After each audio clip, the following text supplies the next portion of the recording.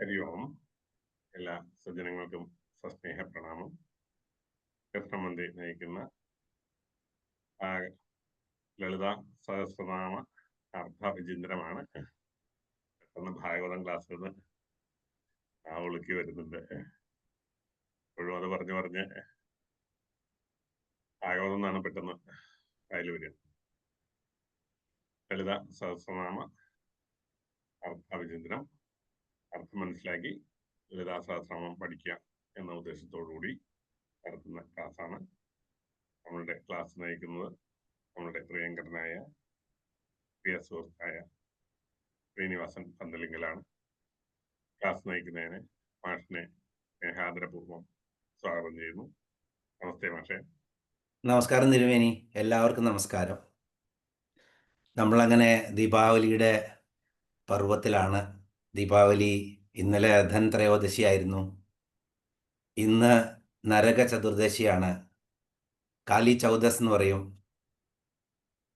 അത് മഹാവിഷ്ണുവായിട്ടാണ് അല്ലെങ്കിൽ കൃഷ്ണനുമായിട്ടാണ് കൂടുതൽ ആ സംഭവത്തിന് അല്ലെങ്കിൽ അതിൻ്റെ കഥാതന്തുവിന് പ്രാധാന്യമുള്ളെങ്കിലും ഭഗവതിക്ക് അല്ലെങ്കിൽ ദേവിക്ക് ഒരുപാട് പ്രാധാന്യമുള്ള ദിവസമാണ് ഇന്ന് ഇവിടെയൊക്കെ.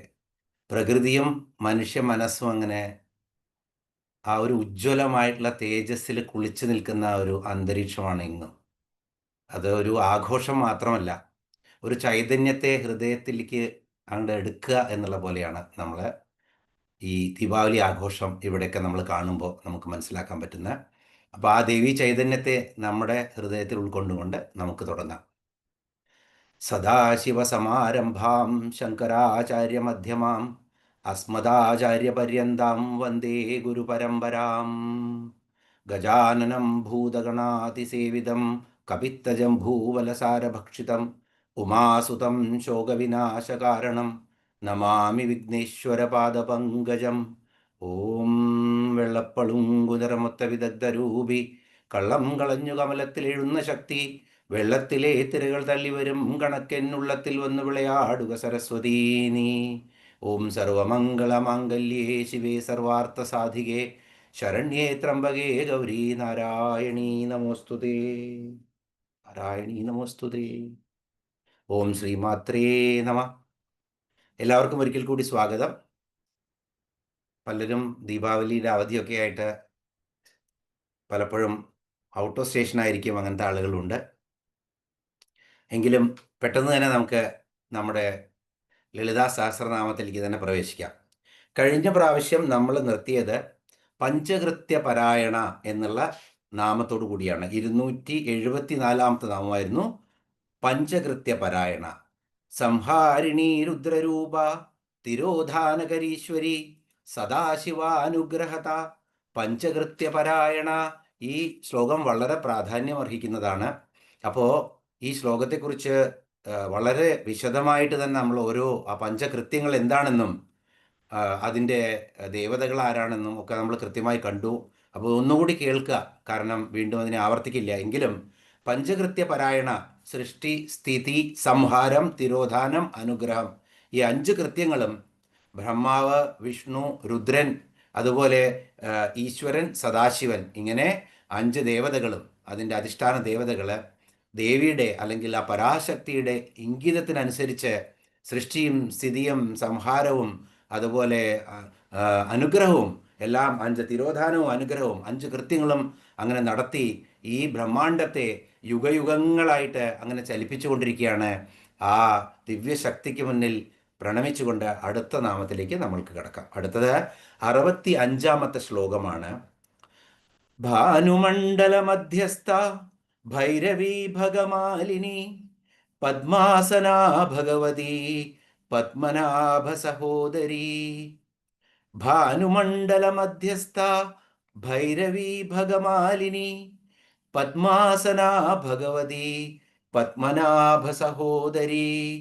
65-ാമത്തെ ശ്ലോകത്തില് ഭാനുമണ്ഡല മധ്യസ്ഥ ഭൈരവി ഭഗമാലിനി പദ്മാസന ഭഗവതി പത്മനാഭ സഹോദരി. 6 നാമങ്ങളാണുള്ളത്.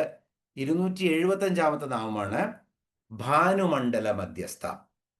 ഭാനുമണ്ഡലം ഭാനു എന്ന് പറഞ്ഞാൽ സൂര്യൻ, എല്ലാവർക്കും അറിയാം. സൂര്യമണ്ഡലത്തിലെ അതിൻ്റെ മധ്യസ്ഥിതിയിൽ സ്ഥിതി ചെയ്യുന്നവളാണ് ദേവി. സൂര്യമണ്ഡലത്തിൻ്റെ മധ്യഭാഗത്ത് സ്ഥിതി ചെയ്യുന്ന ദേവി. ആ ദേവിക്ക് നമസ്കാരം, ഭാനുമണ്ഡല മധ്യസ്ഥ. ഇനി ഈ ഭാനുമണ്ഡലം എന്താണെന്ന് നമ്മളെപ്പോഴും ഇതുപോലെ ചന്ദ്രമണ്ഡല മധ്യക എന്ന് കണ്ടു, ഈ നാമം കണ്ടു ദേവിയുടെ. ഇനി വന്യമണ്ഡല രൂപിണി എന്നുള്ള നാമവും കാണും. അപ്പോൾ പ്രകൃതിയിലുള്ള ഏറ്റവും ശക്തമായിട്ടുള്ള തേജസ്സുകളാണ്, 3 തേജസ്സുകളാണ്. 1 സൂര്യനും, 2 ചന്ദ്രനും, 3 അഗ്നിയും. ഈ 3ഉം ജീവൻ നിലനിർത്താൻ ഈ പ്രകൃതിക്ക് ഏറ്റവും ആവശ്യമായ കാര്യങ്ങളാണ്. അതിൽ ചന്ദ്രനെ എന്തുകൊണ്ടാണ് പലപ്പോഴും നമ്മൾ ദേവിയുമായിട്ട് താദാത്മ്യം പ്രാപിക്കുമ്പോൾ അല്ലെങ്കിൽ താരതമ്യം ചെയ്യുമ്പോഴൊക്കെ ചന്ദ്രന് സൂര്യനേക്കാളിലും പ്രാധാന്യമുണ്ട്. കാരണം സൂര്യൻ്റെ പ്രകാശം എടുത്തിട്ടാണ് ചന്ദ്രൻ നമ്മൾക്ക് ശീത കിരണങ്ങൾ തരുന്നത്. അപ്പോൾ സൂര്യൻ എത്ര തേജസ്വിയായിട്ട് ജ്വലിക്കുന്നുവോ ആ സൂര്യൻ നോക്കാൻ പോലും സാധാരണ ജനങ്ങൾക്ക് ആർക്കും പറ്റില്ല, ഒരു ജീവജാലങ്ങൾക്കും പറ്റില്ല. അപ്പോൾ ആ തേജസ് ഒരു അപ്രാപ്യമായ തേജസ്സാണ്. ആ ഭക്തന്റെ മനസ്സിൽ സൂര്യമണ്ഡലം എന്ന് പറഞ്ഞാൽ ഉദയസൂര്യൻ ഒഴികെ ഒന്നും നമ്മൾക്ക് ചിന്തിക്കാൻ പറ്റില്ല സൂര്യമണ്ഡലം എന്ന് പറഞ്ഞാൽ. അതേസമയത്ത് ചന്ദ്രൻ തിഥി 1 മുതൽ 15 തിഥി വരെ പോകുന്ന ആ ചന്ദ്രൻ്റെ ചയങ്ങളും അപചയങ്ങളും, അല്ലെങ്കിൽ ചന്ദ്രൻ ഉദിച്ചു പോകുന്ന ആ 14 തിഥികളും, അതുപോലെ തന്നെ കറുത്ത പക്ഷവും വെളുത്ത പക്ഷത്തിൽ വരുന്ന തിഥികളും ഒരേപോലെ നമുക്ക് ചന്ദ്രനെ കാണാൻ പറ്റും. അപൂർണ്ണ രൂപിയായിട്ടുള്ള ചന്ദ്രൻ്റെ ആ രൂപം അത് വളരെ മനോഹരമാണ്. ഭക്തർക്ക് തൻ്റെ ഹൃദയത്തിൽ ദേവിയെ സ്ഥാപിക്കാനുള്ള ഏറ്റവും നല്ല ദിവസമാണ് പൗർണമി എന്ന് പറയും. അഷ്ടമി, നവമി, ദശമി, ഏകാദശി, ദ്വാദശി ഈ ദിവസങ്ങളിലൊക്കെ ദേവി ആരാധന വളരെ ഗംഭീരമാണ്. പക്ഷെ പൗർണമി ദിവസം അതിപ്രാധാന്യമാണ്. കാരണം ദേവിയുടെ രൂപം നമ്മുടെ ഹൃത്തിൽ പതിപ്പിക്കാനുള്ള ഏറ്റവും നല്ല മുഹൂർത്തമാണ് പൗർണമി എന്നാണ് പറയുന്നത്. അപ്പോൾ ചന്ദ്രമണ്ഡലം വളരെ പ്രാധാന്യമുള്ളതാണ്. പക്ഷേ ഇവിടെ ഭാനുമണ്ഡലം, സകല ചരാചരങ്ങൾക്കും ദൃക്സാക്ഷിയായിട്ടുള്ള കർമ്മസാക്ഷിയാണ് സൂര്യൻ. ആ സൂര്യമണ്ഡലം ഇപ്പം നമ്മൾ ചക്രസ്ഥാനങ്ങൾ നോക്കുകയാണെങ്കിൽ ഇപ്പം നമുക്കറിയാം, പലപ്പോഴും നമ്മളിത് ഒരുപാട് പ്രാവശ്യം പറഞ്ഞതാണ്. മൂലാധാരം, സ്വാധിഷ്ഠാനം, മണിപൂരകം, അനാഹതം, വിശുദ്ധി, അത് കഴിഞ്ഞാൽ ആജ്ഞ കഴിഞ്ഞാൽ പിന്നെ സഹസ്രാര ചക്രം. അപ്പോൾ മൂലാധാര ചക്രം, അത് കഴിഞ്ഞാൽ സ്വാധിഷ്ഠാന ചക്രം. ഇതിന് രണ്ടിനെയും ഒരു ഖണ്ഡമായിട്ട് മാറ്റിക്കഴിഞ്ഞാൽ അവിടെ അതിൻ്റെ മുകളിൽ ആ 2 ഖണ്ഡങ്ങളും സെപ്പറേറ്റ് ചെയ്യുന്ന, അല്ലെങ്കിൽ അതിനെ വ്യത്യസ്തമാക്കുന്ന ആദ്യത്തെ മണ്ഡലമാണ് അഗ്നിമണ്ഡലം. അപ്പോൾ 2 ചക്രങ്ങളിൽ നമ്മൾ ബ്രഹ്മാണ്ഡ രൂപത്തിൽ നിന്നും നമ്മൾ സ്ഥൂല രൂപത്തിലേക്ക് വരുമ്പോൾ ആദ്യമായിട്ട് നമ്മുടെ മൂലാധാര ചക്രവും സ്വാധിഷ്ഠാന ചക്രവും ഒരു ഖണ്ഡമായി എടുക്കുമ്പോൾ അതിൻ്റെ മുകളിലിരിക്കുന്ന ആ സെപ്പറേഷൻ ആണ് എന്താണ്? അഗ്നിമണ്ഡലം. ആ അഗ്നിമണ്ഡലത്തിലെ ബ്രഹ്മാവാണ് അതിൻ്റെ അധിഷ്ഠാന ദേവത. ഇതെല്ലാം നമ്മൾ നേരത്തെ കണ്ടതാണ്, ഒന്നുകൂടി മനസ്സിൽ ഉറപ്പിക്കാൻ വേണ്ടി പറയുകയാണ്. അതുപോലെ തന്നെ അടുത്ത 2 ഖണ്ഡങ്ങളാണ് ഈ മൂലാധാര ചക്രം. നമുക്കറിയാം, ലിംഗത്തിനും ഗുദത്തിനും ഇടയിലുള്ള നമ്മുടെ നട്ടലിൻ്റെ ഏറ്റവും പോയിന്റഡ് ആയിട്ടുള്ള സ്ഥലത്താണ് കുണ്ടലിനി ശക്തി ഇരിക്കുന്നത്. അവിടെയാണ് അതിൻ്റെ സ്ഥാനം. കുണ്ടലിനി ശക്തി നമ്മുടെ എല്ലാ കർമ്മങ്ങളെയും, മൂലാധാര ചക്രം സ്ഥിരമാണെങ്കിൽ നമ്മുടെ എല്ലാ കർമ്മങ്ങളും വളരെയധികം ശോഭനമായിട്ട് തീരും. കാരണം നമ്മൾ ചഞ്ചല ചിത്തരാവില്ല.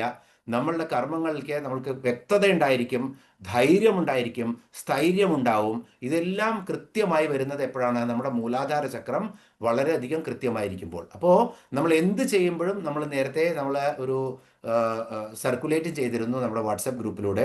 മൂലാധാരസ്ഥിതനായ ഗണപതിയെ, മൂലാധാര ചക്രത്തിൻ്റെ അധിഷ്ഠാന ദേവത ഗണപതിയാണ്. ആ ഗണപതിയെ നമ്മൾ പൂജിക്കുന്നത് നമ്മുടെ എല്ലാ കർമ്മങ്ങളും ശരിയാണെങ്കിൽ ഈ കർമ്മയോഗിയായിട്ടുള്ള മനുഷ്യന് എന്ത് ചെയ്യുമ്പോഴും അത് ശരിയായ രീതിയിൽ അതിൻ്റെ ഫലം കിട്ടണമെങ്കിൽ ആ ഗണപതി ഭഗവാനെ ആദ്യം നമ്മൾ ധ്യാനിക്കണമെന്നുള്ളതാണ്. അപ്പോൾ ഈ 2 സെഗ്മെൻറ്റും കഴിഞ്ഞു കഴിഞ്ഞാൽ അടുത്തതാണ് മണിപ്പൂര ചക്രവും അനാഹത ചക്രവും. അപ്പോൾ ആദ്യത്തെ ചക്രം നമ്മൾ കണ്ടു. രണ്ടാമത്തെ ചക്രം നാഭിസ്ഥാനത്തിന് താഴെ നമ്മുടെ മൂത്രാശയത്തിൻ്റെ അടുത്തായിട്ടാണ് വരുന്നത്. ഇത് സ്വാധിഷ്ഠാന ചക്രം. അതിൻ്റെ മുകളിലാണ് ഈ അഗ്നിമണ്ഡലം. അപ്പോൾ അഗ്നിമണ്ഡലം എന്ന് പറഞ്ഞാൽ നമ്മുടെ വയറാണ്, നമ്മുടെ ആ ജഠരാഗ്നിയുള്ള സ്ഥലമാണത്. അവിടെയാണ് നമ്മളുടെ ജീവനെ നിലനിർത്താനുള്ള ആ കോശങ്ങൾക്കുള്ള അന്നം ഊർജമായി തീരുന്നത്, ദേവീ ശക്തിയായിട്ടുള്ള ഊർജമായി തീരുന്നത്. അതുകൊണ്ട് വന്യമണ്ഡലമാണ് അവിടെ. അത് കഴിഞ്ഞാൽ പിന്നെ സൂര്യമണ്ഡലമാണ് ഇവിടെ മണിപ്പൂർ ചക്രത്തിൻ്റെയും അനാഹത ചക്രത്തിൻ്റെയും മുകളിൽ ആ സെഗ്മെന്റ്, അടുത്ത സെഗ്മെന്റിനുമായിട്ട് വേർതിരിക്കുന്ന സ്ഥലമാണ് ഈ സൂര്യമണ്ഡലം. അപ്പൊ സൂര്യമണ്ഡലം വരുന്നത് ഹൃദയപത്മത്തിന്റെ അടുത്താണ്.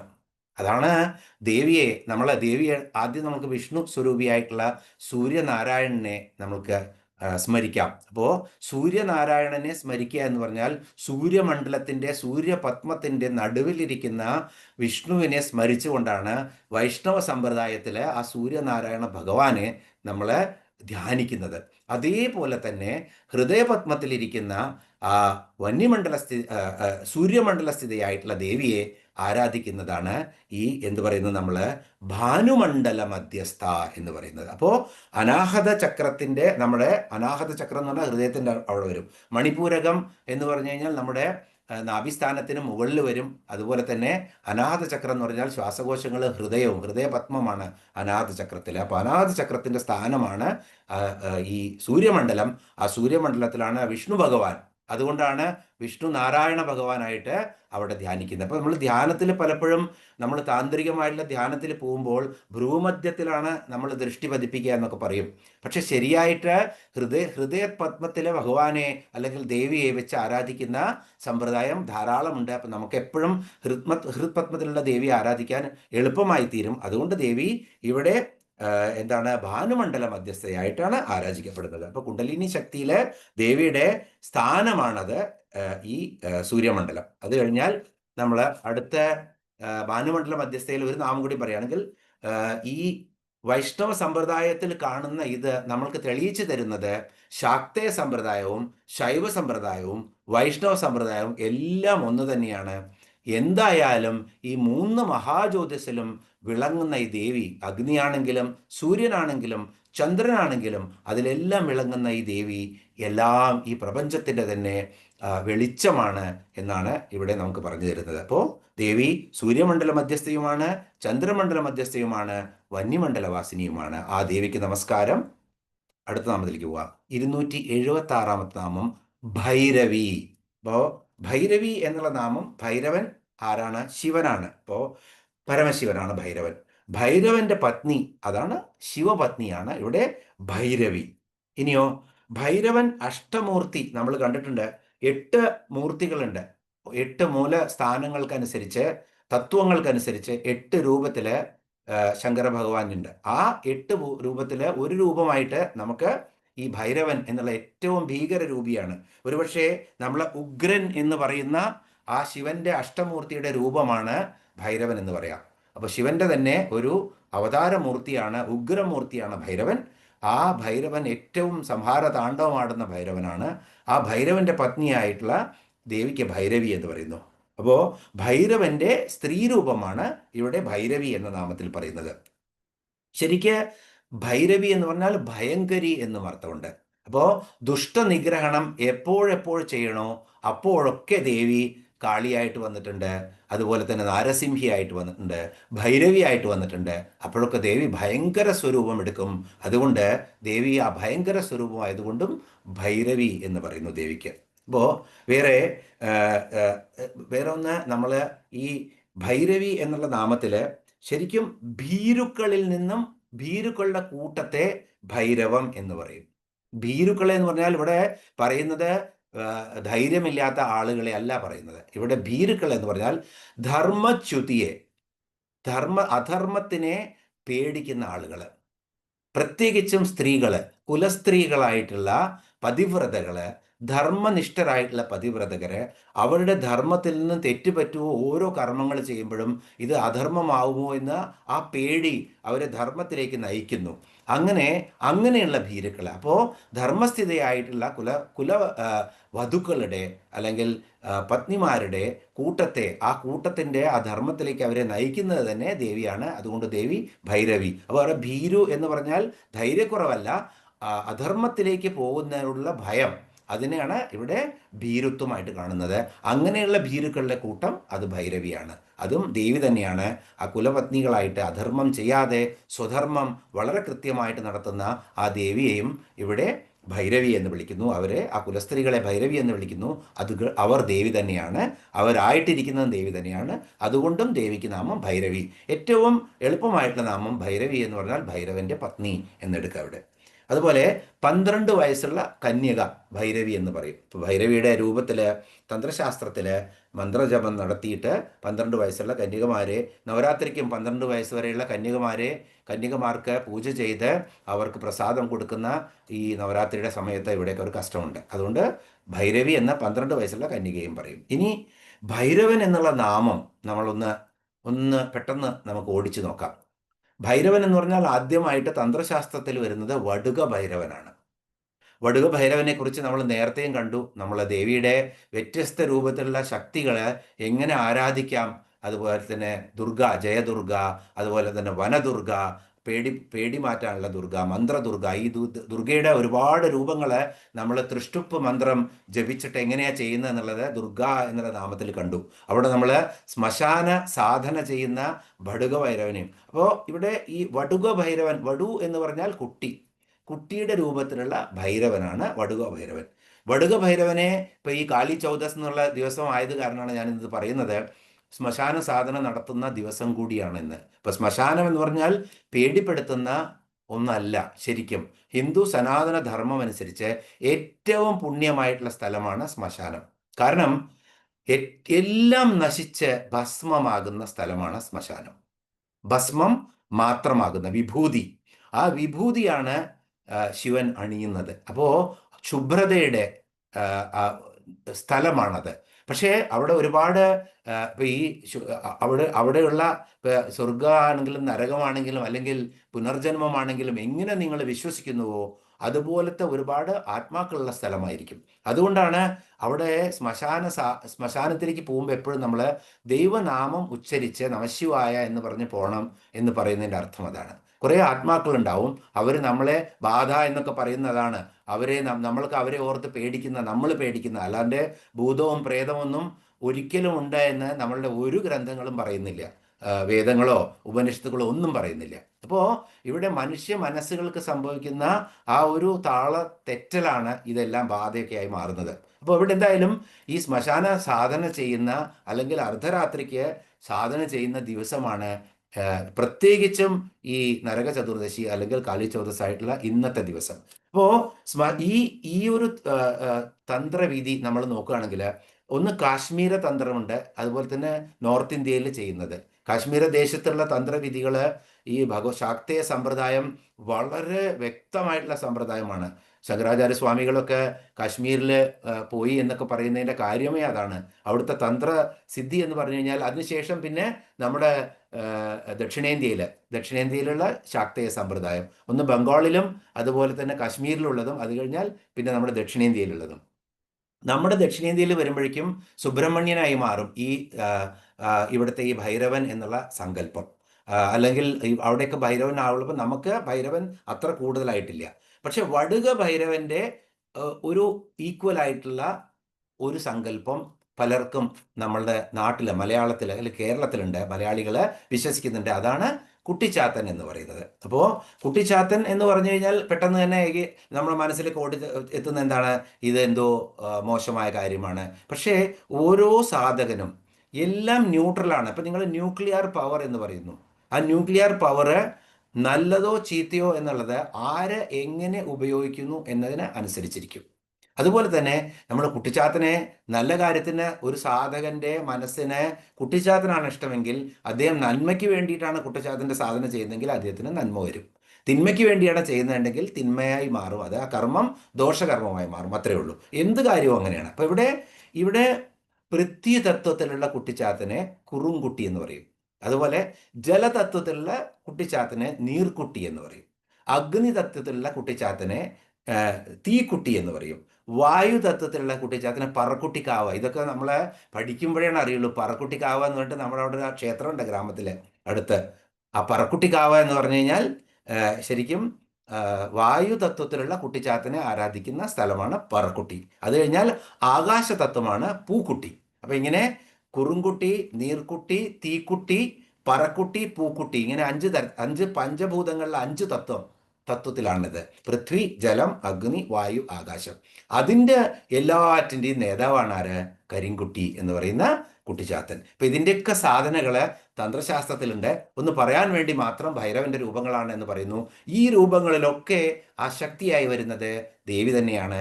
അതുകൊണ്ട് ഭൈരവി എന്നുള്ള നാമം. 277 നാമം ഭഗമാലിനി. ഇവിടെ ഭഗം എന്ന് പറഞ്ഞാൽ പൊതുവെ ഗുണം, ഐശ്വര്യം എന്നൊക്കെയാണ് ഭഗം എന്ന് പറഞ്ഞാൽ ഉള്ള അർത്ഥം. അപ്പോൾ ഐശ്വര്യങ്ങൾ എന്തൊക്കെയാണ്? ശരിക്കും 6 ഐശ്വര്യങ്ങളുണ്ട്. ഭഗമാലിനി എന്ന് പറഞ്ഞാൽ 6 ഐശ്വര്യങ്ങളെ കൂടിയതിനെ, ആ കൂട്ടത്തിനെയാണ് ഭഗം എന്ന് പറയുന്നത്. 6 ഐശ്വര്യങ്ങളെയും ധരിക്കുന്നവൾ. മാലിനി എന്ന് പറഞ്ഞാൽ മാലതി ധാരയതീതി എന്നാണ് സംസ്കൃതത്തില്.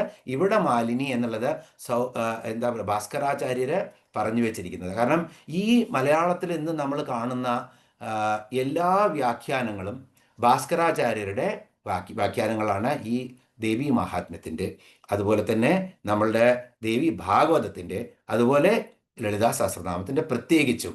ഇപ്പോൾ ലളിതാ സഹസ്രനാമത്തിൽ ഭാസ്കരാചാര്യർ പറയാത്ത മന്ത്രതന്ത്ര ശാഖകളിലെ ഒരു നാമങ്ങളും നമ്മളൊന്നും വിശദീകരിക്കുന്നില്ല.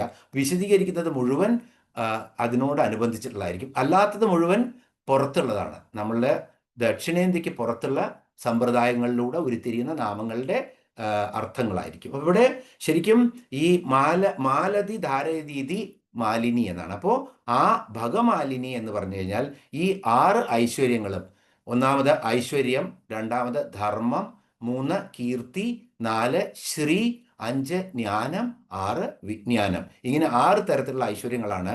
ഈ 6 ഐശ്വര്യങ്ങളും തന്നെ ധരിക്കുന്ന ദേവി. അതുകൊണ്ട് ദേവിക്ക് ഭഗമാലിനി എന്ന നാമം. ഈ 6 ഐശ്വര്യങ്ങളും തൻ്റെ തന്നെ ആഭൂഷണങ്ങളായി ധരിക്കുന്ന ദേവിയാണ്. അത് തന്നെയാണ് ദേവി. അതുകൊണ്ട് ദേവിക്ക് ഭഗമാലിനി എന്ന നാമം. ഇനിയോ 16 നിത്യകളിൽ നമ്മൾ പഠിച്ചു ഭഗമാലിനി എന്ന് പറഞ്ഞിട്ട്. നമ്മൾ 16 നിത്യകളിൽ ഏത് നിത്യമാണ് നമ്മൾ കണ്ടത്? ഒരു നിത്യയുടെ പേര് നമ്മൾ ഓൾറെഡി പറഞ്ഞപ്പോൾ ഇതെല്ലാം നമ്മൾ വിവരിച്ചിരുന്നു. ജ്വാലാമാലിനി. ജ്വാലാമാലിനി കാക്ഷിപ്ത വന്യപ്രാകാര മധ്യക.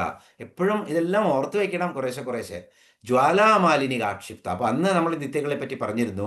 15 നിത്യകളും ആ നിത്യകൾക്കൊക്കെ ഉപരിയായിട്ട് പൗർണമിയിൽ വിളങ്ങുന്ന ലളിതാ ത്രിപുര സുന്ദരിയും. അങ്ങനെ 16 നിത്യകളായിട്ടാണ് കണക്കാക്കുന്നത്. 15 നിത്യകളും പിന്നെ ലളിതാ ത്രിപുര സുന്ദരിയും. നമുക്ക് പെട്ടെന്നൊന്ന് ഓടിച്ചു പോവാം. കാമേശ്വരി രണ്ടാമത്തെ നിത്യയാണ്, അല്ലെങ്കിൽ മൂന്നാമത്തെ നിത്യം പറയും. ഓർഡർ ചിലപ്പോൾ അങ്ങോട്ടും ഇങ്ങോട്ടും ഒക്കെ ആവും. കാരണം പല വിശദീകരണങ്ങളിലും പലതരത്തിലാണ് ഇപ്പോൾ ഇതെല്ലാം കൊടുത്തിരിക്കുന്നത്. അത് കാരണം ചിലപ്പോൾ 1, 2 എന്നുള്ളതൊക്കെ അങ്ങോട്ടും ഇങ്ങോട്ടും ആവും. അതിനെക്കുറിച്ച് ആരും വിഷമിക്കേണ്ട. അതുപോലെ തന്നെ അർത്ഥം ചിലപ്പോൾ നമ്മൾ എന്താ പറയുക, ഒരു അസുരൻ്റെ നാമം പറയുമ്പോൾ പെട്ടെന്ന് നമ്മളുടെ പേര് മാറിപ്പോയി എന്നൊക്കെ വരും. ഇതെല്ലാം നിങ്ങൾക്ക് അറിയുന്നതാണ്. അതിങ്ങനെ ലൈവായി ചെയ്യുമ്പോൾ പറ്റുന്ന വാക്കുപിഴയാണെന്ന് വിചാരിച്ച് അതിനെ കൃത്യമായിട്ട് മനസ്സിലാക്കുക. അപ്പോൾ കാമേശ്വരി, ഭഗമാലിനി, നിത്യക്ലിന്ന, ഭേരുദണ്ഡ, വന്യവാസിനി, മഹാവിദ്യേശ്വരി, ശിവദൂതി, ത്വരിത, കുലസുന്ദരി, നിത്യ 10 നിത്യകളായി, നീലപതാക, വിജയ, സർവമംഗള, ജ്വാലാമാലിനി, ചിത്ര. ഇങ്ങനെ 15 നിത്യകളാണ്. അതിൻ്റെ ഒക്കെ മുകളിലായിട്ട് ലളിതാ ത്രിപുര സുന്ദരി. അങ്ങനെയാണ് 16. അപ്പോൾ ഇങ്ങനെ ഈ 16 നിത്യകളും സ്വരൂപമായിട്ടുള്ള അതാണ് ഭഗമാലിനി എന്നുള്ളത്. അതിനകത്ത് ഒരു നിത്യമാണ്. ഇതെല്ലാം ദേവിയുടെ തന്നെ ഈ തിഥി, ചന്ദ്രന്റെ ആഗമനത്തോടും നിഗമനത്തോടും അനുസരിച്ച് വരുന്ന ഈ ചരിക്കുന്ന ചന്ദ്രന്റെ ആ പ്രകാശത്തിനനുസരിച്ച് വരുന്ന തിഥികളെ എല്ലാം ദേവി തന്നെയാവുന്നു. ദേവിയുടെ തന്നെ രൂപങ്ങളാവുന്നു ഈ 15 തിഥികളും. അതുകൊണ്ട് ഇത് ദേവി തന്നെയാണ്. അതിലകത്ത് ഒരു തിഥിയാണ് ഭഗമാലിനി എന്നറിയുന്ന നിത്യ. അപ്പോൾ ഇവിടെ നിത്യയായിട്ടും നമ്മൾക്ക് ഈ നാമത്തെ കണക്കാക്കാം. ഇനി ഭഗം എന്ന് പറഞ്ഞാൽ മറ്റൊരർത്ഥം സഹസ്രഭഗനായി ഭവിക്ക നീ എന്ന് പറഞ്ഞിട്ട് രാമായണത്തില് ഇന്ദ്രനെ ശപിക്കുന്നുണ്ട്, ഇല്ലേ?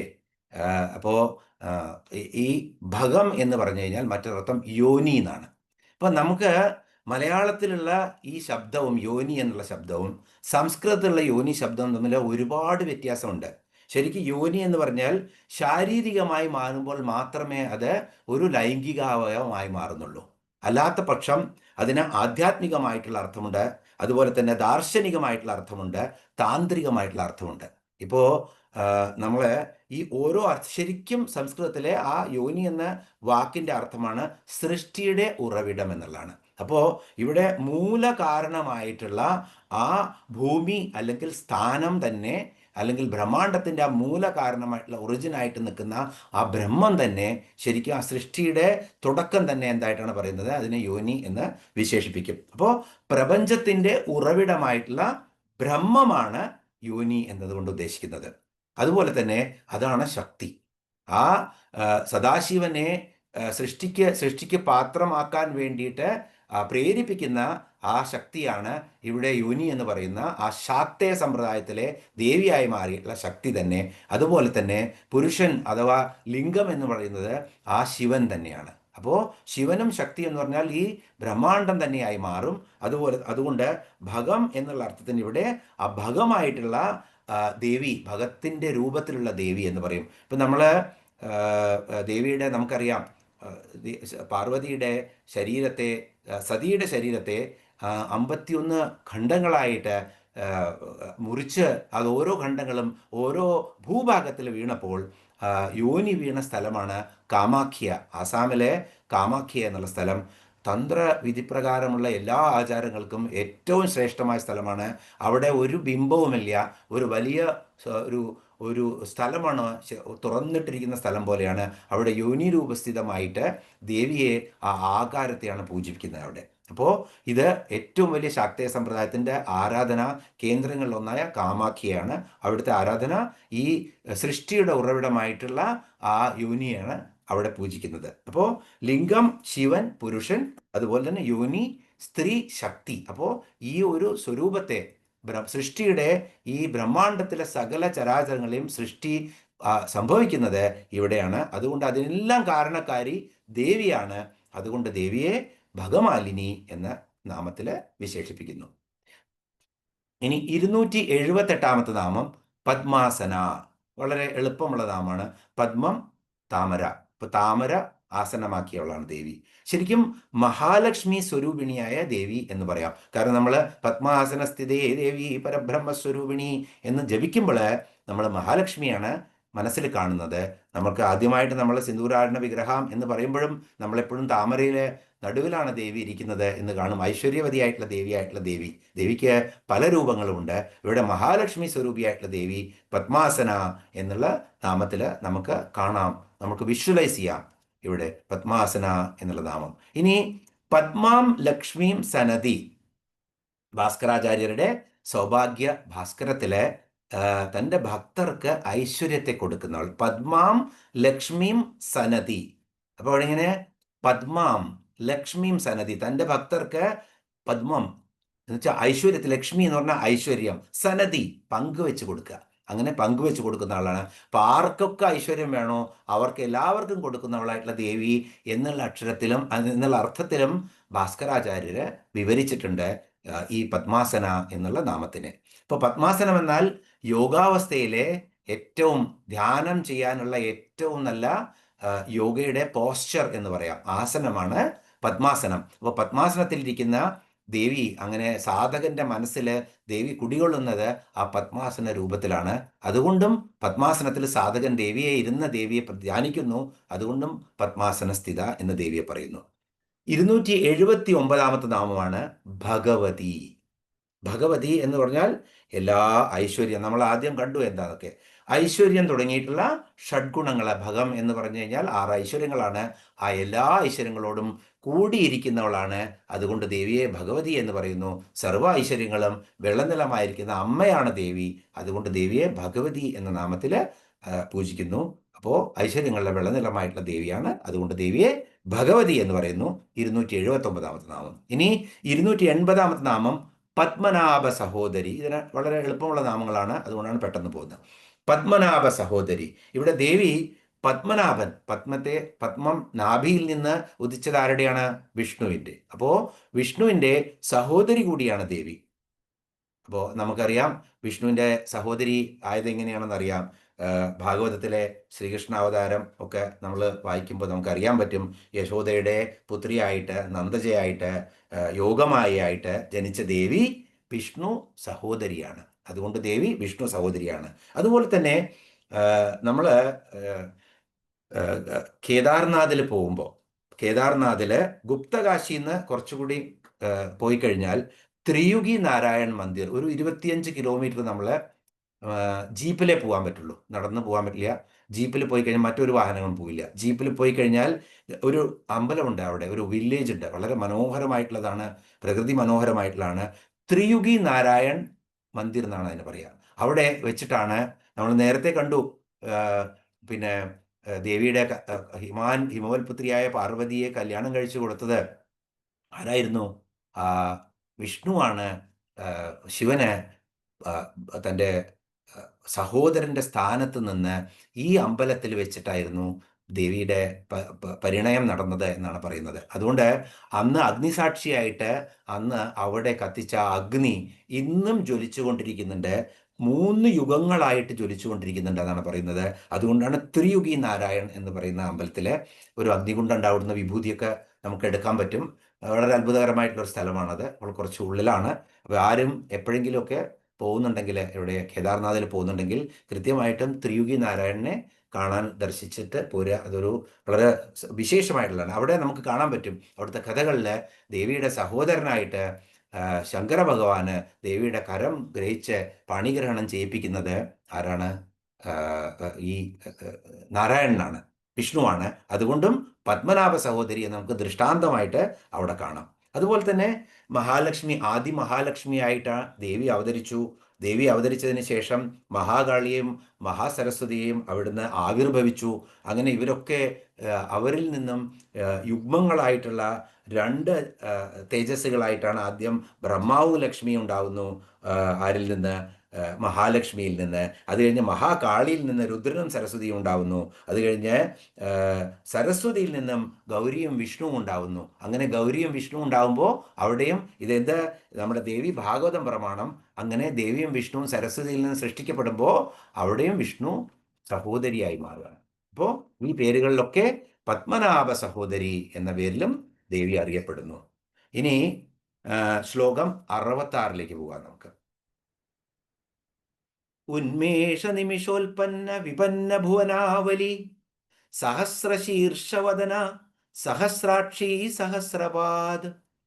ഉന്മേഷ നിമിഷോൽപ്പന്ന വിപന്ന ഭുവനാവലി സഹസ്രശീർഷവദന സഹസ്രാക്ഷി സഹസ്രപാദ്. ഇവിടെ ശ്രദ്ധിക്കണം, പലപ്പോഴും നമ്മൾ ചെല്ലുന്നുണ്ട് ഉന്മേഷ നിമിഷോൽപ്പന്ന വിപന്ന ഭുവനാവലി, അങ്ങനെ ചെല്ലരുത്. ഒരൊറ്റ നാമമാണ് 16 അക്ഷരങ്ങളുള്ള ഉന്മേഷ നിമിഷോൽപ്പന്ന വിപന്ന ഭുവനാവലി 281 നാമം. സഹസ്രശീർഷവദന 282 നാമം. സഹസ്രാക്ഷി 283 നാമം.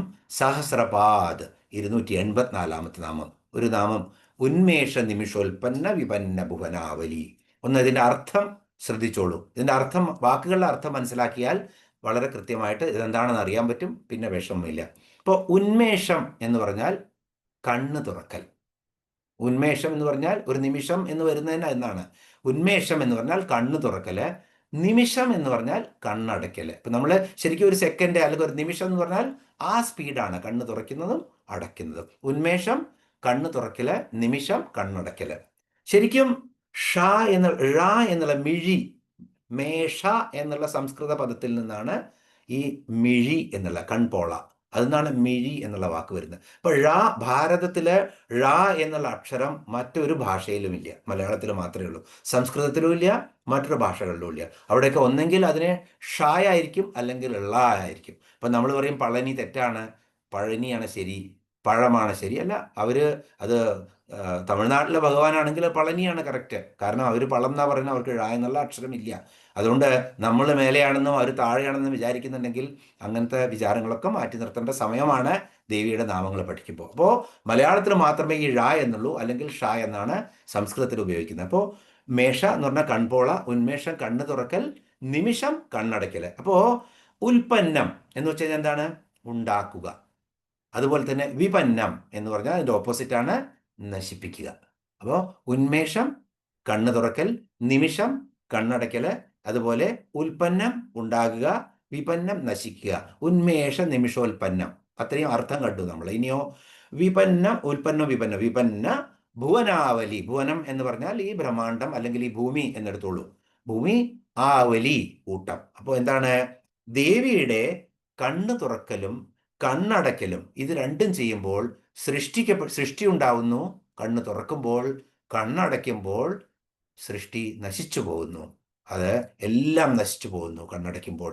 അപ്പോൾ ഈ നിമിഷോൽപ്പന്നങ്ങളായിട്ട് ദേവി ഇങ്ങനെ അങ്ങനെയുള്ള സൃഷ്ടിക്കപ്പെടുന്ന ഈ ഭൂമിയുടെ അല്ലെങ്കിൽ എന്താ പറയുക, ഭുവനത്തിൻ്റെ ആവലി കൂട്ടം, ഈ ബ്രഹ്മാണ്ടം മുഴുവൻ, ഇതൊരു ഭൂമിയാണെങ്കിൽ ഇങ്ങനെ എത്രയോ ഗ്രഹങ്ങളുണ്ട്, അതെല്ലാം ദേവി കണ്ണു തുറക്കുമ്പോൾ സൃഷ്ടിക്കപ്പെടുന്നു, ദേവി കണ്ണടയ്ക്കുമ്പോൾ നശിക്കപ്പെടുന്നു. അങ്ങനെ ഉന്മേഷവും നിമിഷവും ചെയ്തിട്ട് ദേവി ഇതിനെ സൃഷ്ടിക്കുകയും നശിപ്പിക്കുകയും ചെയ്യുന്നു. അങ്ങനെയുള്ള ആ ദേവിക്ക് നമസ്കാരം എന്നാണ്. അപ്പോൾ ദേവി കണ്ണു തുറക്കുകയും അടയ്ക്കുകയും ചെയ്യുമ്പോൾ ബ്രഹ്മാണ്ടം സൃഷ്ടിക്കപ്പെടുന്നു, നശിക്കുന്നു എന്ന സാരം ആയിട്ട് മനസ്സിലാക്കുക ഇവിടെ. അപ്പോൾ ഇവിടെ ചലന്മീനാഭലോചന എന്നുള്ള ഒരു നാമം നമ്മൾ ഓർത്തു. ഇതിന്റെ മുന്നേ നമ്മൾ കണ്ടതാണ് ദേവിയുടെ കണ്ണുകളെ. ദേവി സദാ കണ്ണുകൾ തുറന്നിരിക്കുകയാണ്. ശങ്കരാചാര്യര് സൗന്ദര്യലഹരിയിൽ പറയുന്നുണ്ട്, ദേവിയുടെ കണ്ണുകളാണ് അടയ്ക്കുന്നതും തുറക്കുന്നതുമാണ് ഈ ഭുവനങ്ങളുടെ സൃഷ്ടിയും സംഹാരവും. അപ്പോൾ ദേവി ഇങ്ങനെ അടയ്ക്കാതെ ഇരിക്കുന്നത് എന്തിനാണ്? ഇതൊന്നും നശിക്കാതിരിക്കാൻ, തൻ്റെ ഭക്തർ നശിക്കാതിരിക്കാൻ വേണ്ടി ദേവി കണ്ണടയ്ക്കാതെ ഇമവെട്ടാതെ ഉറങ്ങാതിരിക്കുകയാണ്.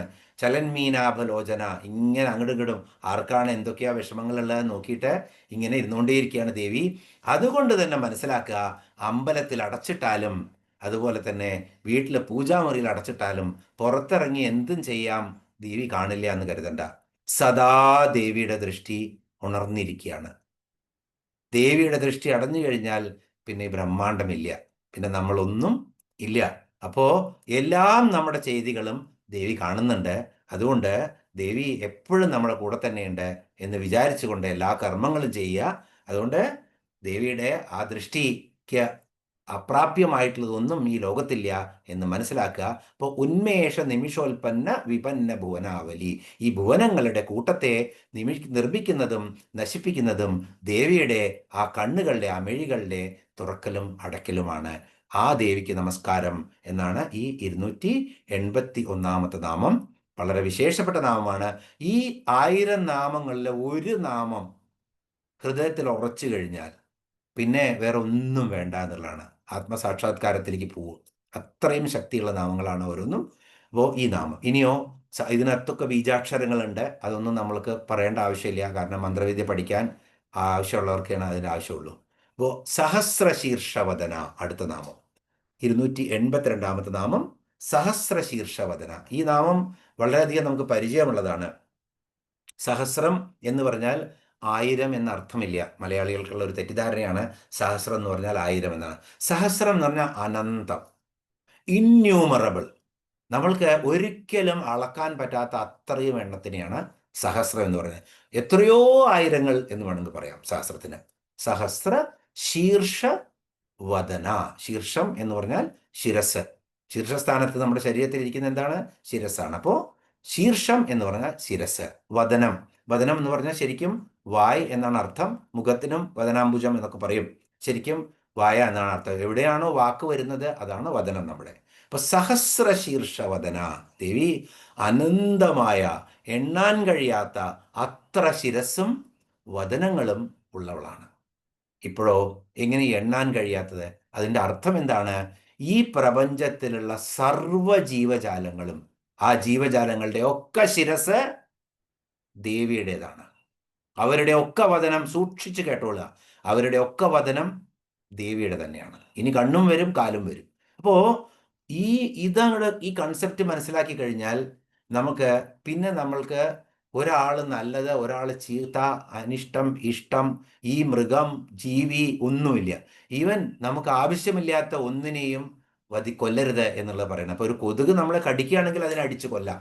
അതല്ലാത്ത അവസ്ഥ വരികയാണെങ്കിൽ വെറുതെ അതിനെ തേടി പിടിച്ച് കൊല്ലാൻ പോവുക, അല്ലെങ്കിൽ വഴിക്കൂടെ എവിടെയോ പോകുന്ന പാമ്പിനെ ഓടിച്ചെന്ന് അടിച്ചു കൊല്ലുക, ഇതൊന്നും ചെയ്യേണ്ട ആവശ്യമില്ല. അതൊക്കെ ദേവി തന്നെയാണ്. എല്ലാ ചരാചരങ്ങളും തൻ്റെ കർമ്മങ്ങളാൽ ഇങ്ങനെ പലതായി ഭവിച്ചതാണ്. ആ ദേവിയുടെ ചൈതന്യം നമ്മുടെ ശരീരത്തിൽ കുടുങ്ങിക്കിടക്കുന്നത് പോലെ ആ ചൈതന്യം തന്നെയാണ് എല്ലാ ജീവജാലങ്ങളിലും ഉള്ളത്. എത്ര മനോഹരമായ കൺസെപ്റ്റാണെന്ന് ആലോചിച്ച് നോക്കൂ. അതുകൊണ്ട് എല്ലാം ബ്രഹ്മമാണ്. സർവം ഖലുവിധം ബ്രഹ്മ എന്നുള്ളത് കേട്ട് കഴിഞ്ഞാൽ ഈ ഒരൊറ്റ നാമമാണ് സഹസ്രശീർഷവദന. സഹസ്രമായ, അനന്തമായ, ഇന്യൂമറബിൾ ആയിട്ടുള്ള ശിരസ്സും വദനങ്ങളും കൂടിയതാണ്. അപ്പോൾ ഇവിടെ വിശ്വരൂപത്തില് അർജുനൻ കാണുമ്പോൾ ഭയചകിതനായിട്ട് എന്താ പറയുന്നത്? അനേക ബാഹുദ്വര വക്രനേത്രം പശ്യാമി ത്വാം സർവ അനന്തരൂപം എന്ന് വെച്ച് കഴിഞ്ഞാൽ എത്രയോ വക്ത്രങ്ങളും നേത്രങ്ങളും അനന്തമായിട്ട് ബ്രഹ്മാണ്ടം നിറഞ്ഞു നിൽക്കുകയാണ് കൃഷ്ണൻ. അങ്ങനെ അത് കാണുകയാണ്. അത് തന്നെ ആ കൃഷ്ണൻ തന്നെയാണ് ദേവി, ദേവി തന്നെയാണ് കൃഷ്ണൻ, എല്ലാം ഒന്ന് തന്നെയാണ്. അദ്വൈതം നമ്മൾ മനസ്സിലാക്കാം. പുരുഷ സൂക്തത്തിൽ എന്താണ് പറയുന്നത്? സഹസ്രശീർഷ പുരുഷ സഹസ്രാക്ഷ സഹസ്രപാദ്. സഹസ്രശീർഷ പുരുഷ സഹസ്രാക്ഷ സഹസ്രപാദ്. ബ്രഹ്മസ്വരൂപിയായിട്ട്, വിരാട് രൂപിയായിട്ട് അങ്ങനെ ഭഗവാൻ ശയിക്കുകയാണ്. സഹസ്രശീർഷമാണ്, ഇന്യൂമറബിൾ ശിരസ്സാണ്. സഹസ്രാക്ഷം, എത്രയോ കോടിക്കണക്കിന്. അപ്പോ എല്ലാ കണ്ണുകളും ദേവിയുടെയാണ്. എന്തൊക്കെ ഇവിടെ കാണുന്നുവോ, എങ്ങനെയൊക്കെ നമ്മൾ ഒരാളെ കാണുന്നുവോ, ആ കാണുന്ന ആളും ദേവിയാണ്, ആ കാണുന്ന പ്രോസസ്സും ദേവിയാണ്, കാണുന്നതും ദേവിയാണ്. അതുകൊണ്ട് വളരെ കൃത്യമായിട്ട് മനസ്സിലാക്കുക. ഈ അഹിംസ എന്നുള്ള വാദത്തിന് ഇവിടെ കൊണ്ടുവരേണ്ട ആവശ്യമൊന്നുമില്ല. സനാതന ധർമ്മത്തിലെ ഒരു നാമം തന്നെ അഹിംസയാണ്. ഹിംസിക്കാനേ പറ്റില്ല നമുക്ക്. എല്ലാ മതങ്ങളും ഒന്നാണ് നമ്മൾ പറയുമ്പോൾ ഇതിൻ്റെ കാര്യം അതാണ്. എല്ലാ ജീവജാലങ്ങൾക്കും ഇപ്പോൾ ശരിക്കും പറഞ്ഞാൽ നമ്മളിപ്പോൾ ഒരു ഡിബേറ്റിന് പോവല്ല.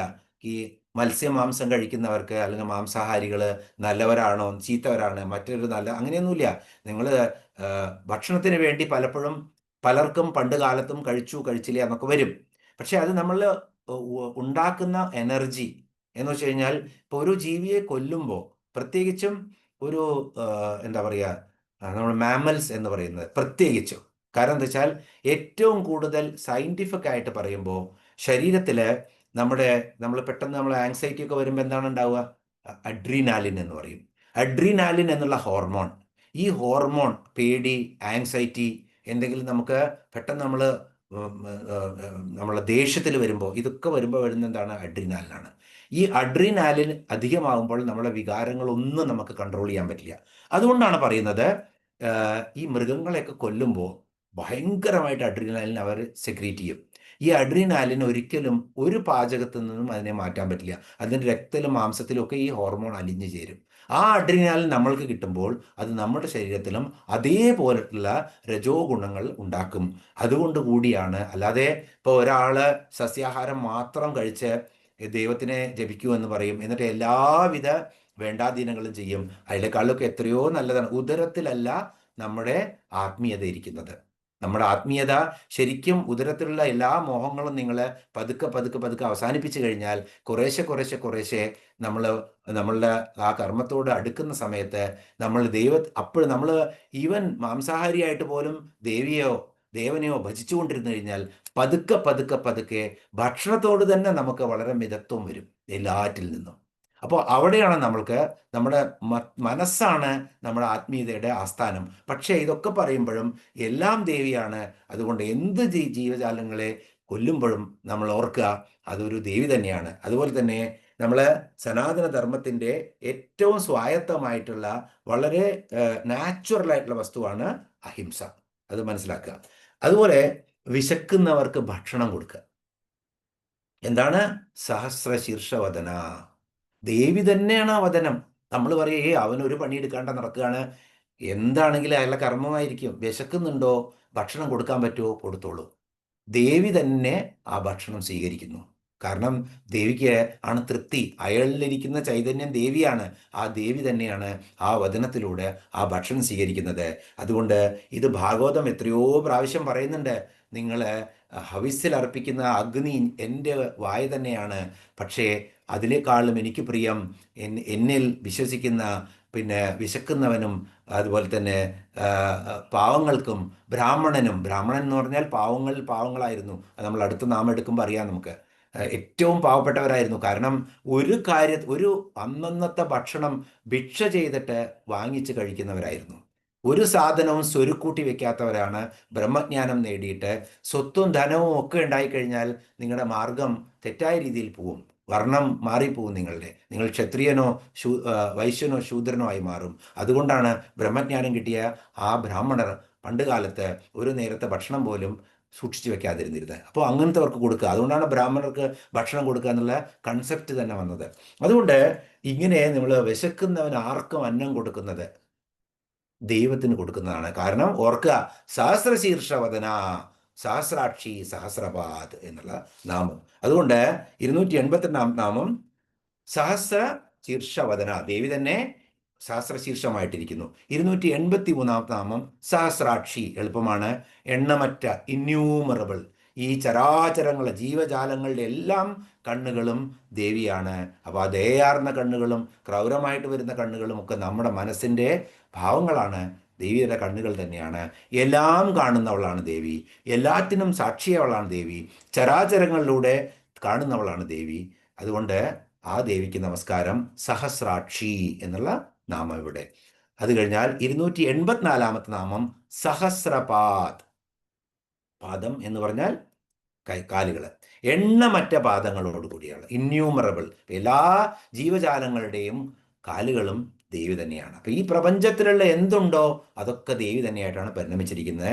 അതുപോലെ തന്നെ ഈ 3 നാമങ്ങളിലെയും ബീജാക്ഷരങ്ങൾ എടുത്തു കഴിഞ്ഞാൽ നമ്മൾക്ക് വാഗ്ഭവകൂടവും മധ്യകൂടവും ശക്തികൂടവും ദേവി സ്വരൂപം തന്നെ നമുക്ക് കിട്ടും. ഇതിനകത്ത് ബീജാക്ഷരങ്ങളുണ്ട്.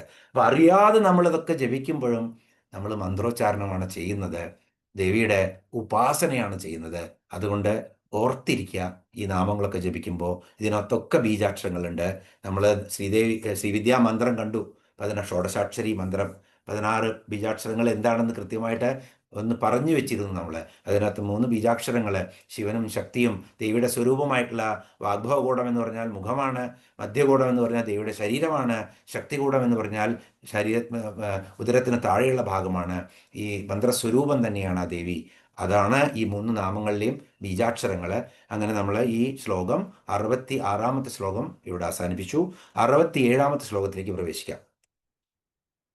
ആ ബ്രഹ്മകീടജനനി വർണ്ണാശ്രമവിധായിനി നിജാജ്ഞാരൂപനിഗമ പുണ്യാപുണ്യഫലപ്രദ. ആ ബ്രഹ്മകീടജനനി വർണ്ണാശ്രമവിധായിനി നിജാജ്ഞാരൂപനിഗമ പുണ്യാപുണ്യഫലപ്രദ. ആ ബ്രഹ്മകീടജനനി. ഇതിനകത്ത് 285 മുതൽ 288 വരെയുള്ള 4 നാമങ്ങളാണുള്ളത്. ആദ്യത്തെ നാമം നോക്കാം, ആ ബ്രഹ്മകീടജനനി. അപ്പോൾ ആ ബ്രഹ്മം എന്ന് പറഞ്ഞാൽ ആ എന്ന് സൂചിപ്പിക്കുന്ന, ആ എന്ന് സൂചിപ്പിക്കുന്നത് ആദിയും അന്തവും ഒരുമിച്ചിട്ടുള്ളതാണ്. അതുകൊണ്ടാണ് ആ എന്ന ശബ്ദത്തിൽ. അപ്പോൾ ആ ബ്രഹ്മം, ബ്രഹ്മത്തിൻ്റെ ആദിയും ബ്രഹ്മത്തിൻ്റെ അന്ത്യവും. അതെന്താണ്? കീടജനനി. ഇതിനൊക്കെ ബ്രഹ്മം മുതൽ കീടം വരെയുള്ള എല്ലാറ്റിനും ജനനി, മാതാവാണ് ആ ശ്രീമാതാവായിരിക്കുന്ന അമ്മ. അപ്പോൾ ബ്രഹ്മാവ് മുതൽ കീടങ്ങൾ വരെയുള്ള എല്ലാറ്റിനും ജനനിയാണ് ദേവി. ഏറ്റവും തൃണമായിട്ടുള്ള പുഴുവാണ് ഇവിടെ കീടം എന്ന് പറയുന്നത്. കീടത്തിന് വേറെ മന്ത്രശാസ്ത്രത്തിലൊക്കെ അർത്ഥം വേറെ ഉണ്ട്. അപ്പോൾ അവിടേക്ക് പോകുന്നില്ല നമ്മൾ. ശരിക്കും നമുക്കറിയാവുന്ന അർത്ഥം എടുത്താൽ മതി. ബ്രഹ്മാവ് മുതൽ കീടം വരെ, ഏറ്റവും ചെറിയ പുഴു വരെയുള്ള എല്ലാറ്റിനും ജനനിയായുള്ളതാണ് ദേവി. അതുകൊണ്ട് ദേവിയെ ആ ബ്രഹ്മകീടജനനി എന്ന് പറയുന്നു. അപ്പോൾ സർവപ്രപഞ്ചത്തിനും സൃഷ്ടികർത്താവായിട്ടുള്ള ബ്രഹ്മാവ് മുതൽ കീടങ്ങൾ വരെ എല്ലാറ്റിനും അമ്മയായിട്ടുള്ള ദേവിയാണ്. അതുകൊണ്ട് ദേവിയെ ആ ബ്രഹ്മകീടജനനി എന്ന് പറയുന്നു. ഇവിടെ ബ്രഹ്മം എന്ന് പറയുന്നത് പരബ്രഹ്മമല്ല. ഇവിടെ ബ്രഹ്മം എന്ന് പറയുന്നത് ഹിരണ്യഗർഭനായിട്ടുള്ള ജീവനെയാണ് പറയുന്നത്. നമുക്കറിയാം, ആ ഹിരണ്യഗർഭനായിട്ടുള്ള ജീവനാണ് എല്ലാ ജീവനും ആയിട്ട് പരിണമിച്ച്. അപ്പോൾ ആ ഹിരണ്യഗർഭനായിട്ടുള്ള ജീവനാണ് ഇവിടെ ബ്രഹ്മം. അത് തന്നെ അതിനെല്ലാറ്റിനും മാതാവായിരിക്കുന്നത് ദേവിയാണ്. അതുകൊണ്ട് ദേവിയുടെ നാമം ആ ബ്രഹ്മകീടജനനി. ഇനിയോ വർണ്ണാശ്രമ വിധായിനി. എത്ര പറഞ്ഞാലും മതിയാവാത്ത, മനസ്സിലാകാത്ത, ഇന്ന് ഭാരതം ുള്ള എല്ലാവിധ പ്രശ്നങ്ങൾക്കും കാരണമാണ് ഈ നാമത്തെ ശരിയായ രീതിയിൽ മനസ്സിലാക്കാത്തത്. അതിനെ എങ്ങനെ മാനിപ്പുലേറ്റ് ചെയ്യാമോ അങ്ങനെയൊക്കെ മാനിപ്പുലേറ്റ് ചെയ്തിട്ട് സനാതന ധർമ്മത്തിനെ ദുഷിക്കുന്ന, നമ്മൾ തന്നെ, ഹിന്ദുക്കൾ തന്നെ ദുഷിക്കുന്ന ഒരു അവസ്ഥയിലേക്കാണ് നമ്മൾ പതിച്ചിരിക്കുന്നത്. വർണ്ണാശ്രമ വിധായിനി. നമുക്ക് പെട്ടെന്ന് ഈ നാമം ഒന്ന് ഇന്ന് നോക്കാം. വർണ്ണാശ്രമങ്ങളെ വിധിച്ചവൾ. ഇത് തന്നെ ഭഗവത്ഗീതയിൽ ഭഗവാൻ പറഞ്ഞ ചാതുർവർണ്ണ്യം മയാ സൃഷ്ടമെന്ന്. അപ്പോൾ വർണ്ണാശ്രമങ്ങളെ താൻ തന്നെ സൃഷ്ടിച്ച ലോകത്തില് ജീവികളുടെ കർമ്മകാണ്ഡത്തിന് അനുസൃതമായിട്ട് വർണ്ണങ്ങളും ആശ്രമങ്ങളും നിശ്ചയിച്ചു വെച്ചു. ഓർക്കണം, കർമ്മകാണ്ഡത്തിന് അനുസൃതമാണ്. ദേവി സൃഷ്ടിക്കുന്നു, പക്ഷെ ആ സൃഷ്ടിക്കുള്ള സത്ത് ഗുണം മാത്രമുള്ള ആ സൃഷ്ടിയിൽ നിന്നും സത്തും രജോ ഗുണത്തിൽ വരുമ്പോഴാണ് സൃഷ്ടി തുടങ്ങുന്നത്. അത് കഴിഞ്ഞ് തമോ ഗുണത്തിൽ നിന്നാണ് സംഹാരം പോകുന്നത്. അപ്പോൾ ഒന്നുമില്ലാത്ത ശിവൻ നിർഗുണമായിരുന്നു, അതുകൊണ്ടാണ് നിർഗുണ പരബ്രഹ്മം എന്ന് പറയുന്നത്. അവിടുന്ന് ശക്തി വരുമ്പോഴാണ് സദ്ഗുണവും രജോ ഗുണവും തമോ ഗുണവും വരുന്നത്. ശ്രദ്ധിച്ച് മനസ്സിലാക്കേണ്ടതാണ്. ഈ 3 ഗുണങ്ങളും കൂടുമ്പോഴാണ് നമ്മളുടെ വർണ്ണങ്ങളായി മാറുന്ന, ജാതിയല്ല അത് ഒരിക്കലും. ആ 3 ഗുണങ്ങളും ധർമ്മത്തിൽ നിന്നും വ്യതിചലിച്ച് പ്രവർത്തിക്കുമ്പോഴാണ് അവർക്ക് താഴ്ന്ന ജന്മങ്ങളോ അല്ലെങ്കിൽ ജന്തുക്കളുടെയോ പുഴുക്കളുടെയോ മനുഷ്യരുടെ തന്നെ താഴ്ന്ന ജന്മങ്ങളോ ഒക്കെ ഉണ്ടാകുന്നത്. ധർമ്മത്തിൽ നിന്ന് വ്യതിചലിച്ച് പിന്നെയും അതിൽ നിന്ന് നന്മ വരുമ്പോൾ വീണ്ടും അവർ ഉന്നതരായി മാറും. അപ്പോൾ ഇവിടെ ജാതി എന്ന് പറയുന്ന ഒരു കാര്യമേ ഇല്ല. ഇപ്പോൾ പണ്ട് ഞാൻ പറഞ്ഞു, ബ്രാഹ്മണൻ എന്ന് പറഞ്ഞാൽ നമ്മൾ പറഞ്ഞു ദ്വിജപങ്ക്തി ദ്വയോജ്വല എന്ന് കണ്ടു നമ്മൾ. രണ്ടാമത്തെ ജന്മം, പല്ലിന് ദ്വിജം എന്ന് പറയുന്നത് എന്തുകൊണ്ടായിരുന്നു? ഒരു വട്ടത്തെ പല്ലെല്ലാം കൊഴിഞ്ഞു പോവും, രണ്ടാമത്തെ ജന്മം വരും. അപ്പോൾ മനുഷ്യൻ ജനിച്ചു കഴിഞ്ഞാൽ ആ മനുഷ്യൻ മരിക്കുകയാണ് എന്ന് വേദ പഠനത്തിലൂടെ, വേദത്തെ സ്വായത്തമാക്കുന്നതോടുകൂടി പുനർജനിക്കുകയാണ്, വീണ്ടും ബ്രഹ്മജ്ഞാനിയായി മാറുകയാണ്. അപ്പോഴാണ് ബ്രാഹ്മണനാവുന്നത്. അപ്പോഴാണ് ഒരു നേരത്തെ ഭക്ഷണം പോലും സ്വരുക്കൂട്ടി വെക്കാത്ത ഒരു ബ്രാഹ്മണനായി മാറുന്നത്. ഇപ്പോൾ ഇന്നിപ്പോൾ ബ്രാഹ്മണൻ്റെ മകൻ വേണമെന്നുണ്ടെങ്കിൽ കച്ചവടം ചെയ്യായിരിക്കും. അയാളെ നമ്മൾ ബ്രാഹ്മണൻ എന്ന് വിളിച്ചിട്ട് കാര്യമില്ല. അപ്പോൾ അയാൾ എഞ്ചിനീയർ ആയിരിക്കും, അയാൾ ചാർട്ടേഡ് അക്കൗണ്ടൻ്റ് ആയിരിക്കും, ബിസിനസ് മാൻ ആയിരിക്കും, ചിലപ്പോൾ ചിക്കൻ സ്റ്റോറായിരിക്കും നടത്തുന്നത്. വലിയ ചെയിൻ ഷോപ്സ് ഉണ്ട് ഇപ്പോൾ. അപ്പോൾ നമ്മൾ ആ ജാതിയെ അല്ലത്. അതുകൊണ്ട് അത് മനസ്സിലാക്കാതെ കർമ്മത്തിന് അനുസ്യൂതമായിട്ട് ഇവിടെ എങ്ങനെ നമ്മൾക്കൊക്കെ ഈ ഡിവിഷൻ ഉണ്ടായിരിക്കുന്നു, അതാണ് ഇവിടെ വർണ്ണം എന്ന് പറയുന്നത്. നമുക്ക് വർണ്ണം ഒന്ന് പെട്ടെന്ന് കാണാം. വർണ്ണാശ്രമങ്ങളെ ദേവി വിധിച്ചതാണ് എന്നാണ് വർണ്ണാശ്രമ വിധായിനി എന്നുള്ള നാമം കൊണ്ട് പറയുന്നത്. വർണ്ണങ്ങൾ എങ്ങനെയാണ്? സത്ത് രജോ തമോ ഗുണങ്ങൾ എങ്ങനെ പ്രപ്പോസിഷനായിട്ട് കോമ്പൗണ്ടായി വരുന്നു, അങ്ങനെയാണ് വരുന്നത്. അപ്പോൾ സദ്ഗുണപ്രധാനിയായിട്ട് ഒരാള്, അദ്ദേഹം ബ്രഹ്മജ്ഞാനം നേടാൻ വേണ്ടി വേദങ്ങൾ പഠിക്കുന്നു, വേദധർമ്മങ്ങളിൽ നിഷ്ഠ വയ്ക്കുന്നു, അതൊക്കെ അനുഷ്ഠിച്ച് ജീവിതം, അങ്ങനെ ഉപദേശങ്ങളൊക്കെ കൊടുത്ത് ജീവിതം നയിക്കുന്നു, ശുദ്ധമായ ജീവിതം. അപ്പോൾ അവിടെ ഏത് ഗുണമാണുള്ളത്? നിങ്ങൾക്ക് ആലോചിച്ചറിയാം, സദ്ഗുണം മാത്രമേ ഉള്ളൂ. രജോ ഗുണം കാണും. അദ്ദേഹം ഒരുപക്ഷെ അദ്ദേഹത്തിന് ഇപ്പോൾ വ്യാസനായാലും, അതുപോലെ തന്നെ വ്യാസൻ്റെ കാര്യം പറയേണ്ട, നമ്മുടെ അഗസ്ത്യമുനിയാണെങ്കിലും ലോപാമുദ്രയെ വിവാഹം കഴിച്ചു. അദ്ദേഹത്തിനും കുടുംബവും മക്കളും ഒക്കെ ഉണ്ടായിരുന്നു. അപ്പോൾ അദ്ദേഹത്തിനകത്ത് രജോ ഗുണവും ഉണ്ടായിരിക്കും. കാരണം എന്ത് കർമ്മം ചെയ്യണമെങ്കിലും രജോ ഗുണം വേണം. അപ്പോൾ രജോ ഗുണം വളരെ കുറവാണ്, തമോ ഗുണം ഇല്ലേ ഇല്ല. അപ്പോൾ നമുക്കൊരു 100% എന്ന് പറഞ്ഞാൽ 98% സദ്ഗുണവും 2% രജോ ഗുണവുമാണെന്ന് പറയാം. അപ്പോഴാണ് നമ്മുടെ സദ്ഗുണപ്രധാനിയായിട്ടുള്ള ആ ബ്രാഹ്മണൻ എന്ന് പറയുന്ന വർണ്ണം വരുന്നത്. അതുകൊണ്ടാണ് ആ വർണ്ണത്തിന് നമ്മൾ ദ്വിജൻ എന്ന് പറയുന്നത്. രണ്ടാമത്തെ ജന്മം തന്നെയായി മാറി അവര്. അപ്പോൾ മിത്ത് എന്താണ്? ജാതിയാണ് മിത്ത്. ഇപ്പോഴത്തെ ബ്രാഹ്മണൻ എന്ന് പറഞ്ഞിട്ട് പാവം അവരെന്തെല്ലോ പണിയെടുത്ത് ജീവിക്കുന്നവരാണ്, എന്നിട്ട് അവരെ ബ്രാഹ്മണരാണെന്ന് പറഞ്ഞ് അവരെ അധിക്ഷേപിക്കും. പൊളിറ്റീഷ്യൻസ് എല്ലാവരും കൂടി കൂടും. അതുപോലെ എല്ലാ ജാതിക്കാരും. ഇനി അടുത്തതിൽ നമുക്ക് നോക്കാം. രണ്ടാമത്തത് സത്വഗുണം കഴിഞ്ഞാൽ കുറച്ച് സത്വഗുണം. ഇപ്പോൾ ഒരു 100% എടുത്തു കഴിഞ്ഞാൽ 5% അവർക്ക്, അല്ലെങ്കിൽ 10% സത്വഗുണം ഉണ്ടായിരിക്കും. പിന്നെയോ അവരുടെ 10% കഴിഞ്ഞാൽ 70% അവർക്ക് എന്തായിരിക്കും? രജോ ഗുണമായിരിക്കും. അത് കഴിഞ്ഞാൽ കുറച്ച് തമോ ഗുണം ഉണ്ടാവും. ഇത് കൂടിക്കഴിഞ്ഞാൽ ആരായി? രജോ ഗുണപ്രധാനിയായി. അവിടെ നേതൃത്വ പാഠം ഉണ്ടായിരിക്കും, അതുപോലെ തന്നെ ധൈര്യം ഉണ്ടാവും, ശൈര്യം ഉണ്ടാവും, രക്ഷിക്കാനും നയിക്കാനുമുള്ള ശക്തി ഉണ്ടാവും, ധർമ്മത്തിന് വേണ്ടി അധർമ്മത്തിനെതിരെ പോരാടാനുള്ള ആ മൂല്യബോധം ഉണ്ടാവും. അതുകൊണ്ടാണ് പറഞ്ഞാൽ രജോ ഗുണം തമോ ഗുണം കുറവായിരിക്കും, വളരെ കുറവായിരിക്കും, ഉണ്ടാവില്ല. പക്ഷേ ഈ സദ്ഗുണം ഉണ്ടാവർക്ക്. ഇങ്ങനെ രജോ ഗുണ പ്രധാനിയായിട്ടുള്ള ധർമ്മങ്ങളിലൂടെ മാത്രം ചരിക്കുന്ന ആളുകളാണ് ക്ഷത്രിയര്. ക്ഷത്രിയൻ എന്നുള്ള അർത്ഥത്തിന് തന്നെ എന്താണ്? മറ്റുള്ളവരെ ദുഃഖത്തിൽ നിന്നും ത്രാണനം ചെയ്യുന്നവരാണ് ക്ഷത്രിയൻ. അപ്പോൾ ക്ഷത്രിയൻ എന്നുള്ള ആളുടെ ഗുണമേ ഇതായിരിക്കും. ഇന്നത്തെ ക്ഷത്രിയ വംശത്തിൽ പിറന്നത് ഇങ്ങനെയൊന്നും ആവില്ല. എന്തുകൊണ്ട് അവർ നമ്മൾ ജാതി ക്ഷത്രിയൻ എന്ന് പറഞ്ഞ് ആ ലേബൽ കൊടുക്കുന്നു. ഇനി മൂന്നാമത്തെ സദ്ഗുണമുണ്ട്, വളരെ കുറച്ച്. അവർ രജോ ഗുണമുണ്ട്, അതിലും കുറച്ചുകൂടി കൂടുതൽ. പിന്നെയോ തമോ ഗുണവും കുറച്ചുണ്ട്. അപ്പൊ അങ്ങനത്തെ ആളുകളാണ് വൈശ്യന്മാർ. ഇവിടെ അവർ സ്ഥിരോത്സാഹികളായിരിക്കും, വളരെയധികം പരിശ്രമിക്കുന്നവരായിരിക്കും, വാണിജ്യം ചെയ്യുന്നവരായിരിക്കും, കൃഷി ചെയ്യുന്നവരായിരിക്കും. അപ്പോൾ അവരെന്താണ്, മറ്റുള്ളവരെ രക്ഷിക്കുന്ന ആ ധൈര്യവും സ്ഥൈര്യവും ഒന്നും അവരുടെ അടുത്തുണ്ടാവില്ല. പക്ഷെ ധാരാളം വാണിജ്യം ചെയ്യും, ധാരാളം കൃഷി ചെയ്യും, പുതിയ ആശയങ്ങൾ നടപ്പാക്കും. അപ്പോൾ അവരാണ് ഗുപ്തന്മാർ എന്നാണ് അവരെ പറഞ്ഞത്. കാരണം ഗോപനം ചെയ്ത് രക്ഷിക്കുന്നവരാണ് അവർ. ഗോപനം, ഭക്ഷണവും എല്ലാം അവർക്ക് സാമ്പത്തികമായിട്ട് എല്ലാം കിട്ടുന്നത് വൈശ്യന്മാരാലാണ്. അപ്പോൾ വിഷ്ണുവിൻ്റെ, കൃഷ്ണൻ്റെ ഒക്കെ നമ്മൾ വാണിയ എന്ന് പറയും. ഇവിടുത്തെ വൈഷ്ണവരെ വാണിയ എന്നാണ് പറയുക. കാരണം അവരൊക്കെ വാണികൾ എന്ന് പറഞ്ഞു കഴിഞ്ഞാൽ അവരെല്ലാം വൈശ്യന്മാരാണ്. അപ്പോൾ വൈശ്യഗുണമുള്ള ആളുകളാണ് അവര്, ഗുപ്തന്മാർ എന്ന് പറയുന്നു. ഗോപനം ചെയ്ത് രക്ഷിക്കുന്നവരാണ്. സാമ്പത്തിക ഭദ്രത, സാധനത്തിനുള്ള വിതരണം, അത് ഉറപ്പാക്കുക, ഇതൊക്കെ നിയന്ത്രിക്കുന്നത് ഇവരായിരിക്കും. അതുകൊണ്ട് അവരെ വൈശ്യർ എന്ന് പറയുന്നു. അപ്പോൾ അവർക്ക് സത്വഗുണവും രജോ ഗുണമുണ്ട്, തമോ ഗുണവും ഉണ്ടായിരിക്കും അതിൻ്റെ കൂടെ. ഇനി തമോ ഗുണം മാത്രമുള്ളത്, സത്വഗുണം ഇല്ല, രജോ ഗുണവുമില്ല, തമോ ഗുണം മാത്രമേ ഉള്ളൂ. എന്ത് ചെയ്യുകയാണെങ്കിലും അങ്ങനത്തെ ആളുകളായിട്ട് നമ്മളുടെ കർമ്മം, ഇതൊക്കെ എങ്ങനെയാണ് വരുന്നത്? ദേവി സൃഷ്ടിക്കുന്നത് തന്നെയാണ്, പക്ഷെ കർമ്മത്തിന് അനുസ്യൂതമായിട്ടാണ് സൃഷ്ടിക്കുന്നത്. അങ്ങനെ കർമ്മം ചെയ്തു ഒരാള്.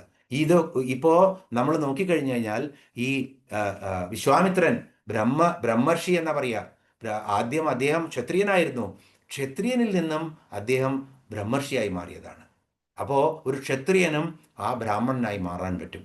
അതുപോലെ തന്നെ വാത്മീകി, ഇതിനൊക്കെ താഴെ, ശൂദ്രനേനും താഴെയായിരുന്നു വാത്മീകി. രത്നാകരനായ വാത്മീകി എന്നാലും ധർമ്മബോധം ഉണ്ടായിരുന്നു.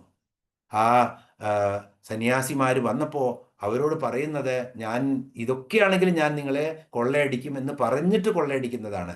അപ്പോൾ അവർ പറയാൻ, ഞങ്ങൾ സപ്തർഷിമാരാണ്, ഞങ്ങളെ കൊള്ളയടിച്ചാൽ ശപിക്കും എന്നൊക്കെ പറയുമ്പോൾ അവരെ മണിയടിച്ച് കൊണ്ടേക്കാനൊന്നും നിൽക്കുന്നില്ല. എൻ്റെ ധർമ്മമാണത്, ഞാൻ ചെയ്യുന്നത്. അപ്പം ധർമ്മത്തിനനുസരിച്ച് അവർ ചോദ്യം ചെയ്തപ്പോൾ പത്നിയോട് പോയി ചോദിക്കുന്നു, അവിടുന്ന് മനംമാറ്റം വരുന്നു. അദ്ദേഹം അത്രയും വളരെ താഴെയായിട്ടുള്ള ഒരു ഭിൽ എന്നാണ് അവിടെ പറയുക. ഭിൽ, വാലി, ലുട്ടേര, രത്നാകർ ആരായി മാറി? വാത്മീകിയായി മാറി. അപ്പോൾ വാത്മീകിയുടെ രാമായണം പഠിക്കുന്ന നമ്മൾക്ക് ജാതിയാണ് അതെന്ന് പറഞ്ഞു കഴിഞ്ഞാൽ എങ്ങനെ ശരിയാവും? വേദവ്യാസൻ, സത്യവതി, ഒരു മത്സ്യകന്യകയായിരുന്നു സത്യവതി, മുക്കുവത്തിയുടെ പുത്രനാണ്. എന്നിട്ട് നമ്മൾ വേദങ്ങൾ പകുത്തു. ഏറ്റവും വലിയ, ഭാരതത്തിലെ ഏറ്റവും വലിയ നമ്മളെ ആചാര്യൻ്റെ സ്ഥാനത്തിരുത്തുന്ന വേദവ്യാസനെയാണ്. അദ്ദേഹം അല്ലാതെ ഒന്നുമില്ല എന്നുള്ളതാണ്. അതൊരു മുക്കുവത്തിയുടെ മകനായിരുന്നു. എങ്ങനെ നമ്മൾക്ക് ജാതി വ്യവസ്ഥയെ പറയാൻ പറ്റും? ഇപ്പോൾ തമോ ഗുണപ്രധാനമായിട്ട് ഇപ്പോൾ സേവ ചെയ്യാൻ താല്പര്യം ഉണ്ടായിരിക്കും, ലക്ഷ്യബോധം കുറവായിരിക്കും. അതുപോലെ തന്നെ അവർക്ക് എന്തുകൊണ്ടാണ് ഈ ശോകത്താൽ അറിവില്ലായ്മയാണ്, അതുകൊണ്ടാണ് ശൂദ്രൻ എന്ന് വരുന്നത്. ശോകം കൊണ്ട് അറിവില്ലായ്മ, ശോകം അജ്ഞാനത്തിൽ നിന്നും വരുന്നതാണ്. അങ്ങനെ അവിടുന്നും എത്രയോ ശൂദ്രന്മാരും വളരെയധികം വലിയ പൊസിഷനിലെത്തിയിട്ട്, അതുപോലെ തന്നെ ബ്രാഹ്മണ്യത്തിലേക്ക് അവർക്ക് പോകാൻ പറ്റും വേണമെങ്കിൽ, അതുപോലെ തന്നെ അവർക്ക് വീണ്ടും നികൃഷ്ടമാവാനും പറ്റും. അപ്പം ഇതെല്ലാം വർണ്ണങ്ങളാണ്. നിങ്ങളുടെ കർമ്മത്തിനനുസ്യൂതമായിട്ട് നിങ്ങളെ സൃഷ്ടിച്ചു വെച്ചിരിക്കുകയാണ് വർണ്ണം. ആ വർണ്ണവും പിന്നെ ആശ്രമങ്ങൾ. ഇനി ആശ്രമം എന്താണ്? ആശ്രമം ബ്രഹ്മചര്യം, ഗാർഹസ്ഥ്യം, വാനപ്രസ്ഥം, സന്യാസം. ഈ 4 ഘട്ടങ്ങൾ ആർക്കാണെങ്കിലും ചെയ്യണം. ശൂദ്രനാണെങ്കിലും എന്ത് വേണം? എന്ത് തൊഴിലാണെങ്കിലും അത് പഠിക്കണം. അപ്പോൾ ആദ്യത്തെ ബ്രഹ്മചര്യം ശരിക്കും ബ്രഹ്മാണി ചരിതം തും ശീലം എന്നാണ് പറയുന്നത്. അപ്പോൾ ബ്രഹ്മ ഇവിടെ വേദമാകുന്നു. വേദം മാത്രമല്ല, നമ്മൾ കണ്ടു, കൃഷ്ണൻ പഠിക്കാൻ പോയപ്പോൾ എന്തൊക്കെ പഠിച്ചു? 16 വിദ്യകളും 64 കലകളും പഠിച്ചു. വെറും വിദ്യ മാത്രമല്ല സാന്ദീപനി ആശ്രമത്തിൽ നിന്ന് പഠിച്ചത്. അപ്പോൾ ബ്രഹ്മചര്യത്തിൻ്റെ സമയത്ത് നമ്മൾ ഗാർഹസ്ഥ്യത്തിലേക്ക് പ്രവേശിക്കാൻ വേണ്ടിയിരിക്കുന്ന ഈ ഏത് വർണ്ണങ്ങളാണെങ്കിലും അവർക്കൊക്കെ ഈ 4 ആശ്രമങ്ങളിലൂടെയും കടന്നു പോകണം. ബ്രഹ്മചര്യത്തിന് ശേഷം ഗാർഹസ്ഥ്യം വേണം. അപ്പോൾ ആ ഗാർഹസ്ഥ്യം ഇല്ലെങ്കിൽ ഈ ലോകം ഉണ്ടാവില്ല. അതുകൊണ്ടാണ് ഈ 4 ആശ്രമങ്ങളും വെച്ചിരിക്കുന്നത്. അപ്പോൾ വർണ്ണാശ്രമങ്ങൾ നിഷ്ഠയോടെ അനുസരിച്ചാൽ പുരുഷാർത്ഥം സിദ്ധിക്കും. വാത്മീകി വളരെ അതിന് എക്സാമ്പിളാണ്. എന്ത് വർണ്ണം ചെയ്താലും, ഇറച്ചി വെട്ടുകാരനായിട്ട് ഭാഗവത്തിലെ കഥ പറഞ്ഞു തന്നു. നമ്മൾ അന്വേഷിച്ചു പോയിട്ട്, സത്യം അന്വേഷിച്ചു പോയി എന്താണെന്ന് ഇത്രയും യോഗനിധിയായിട്ടിപ്പോൾ ഇറച്ചി വെട്ടുകായിരുന്നു അദ്ദേഹം. പേര് മറന്നുപോയി, ഓർത്തെടുത്തോളൂ, നേരത്തെ പറഞ്ഞതാണ്.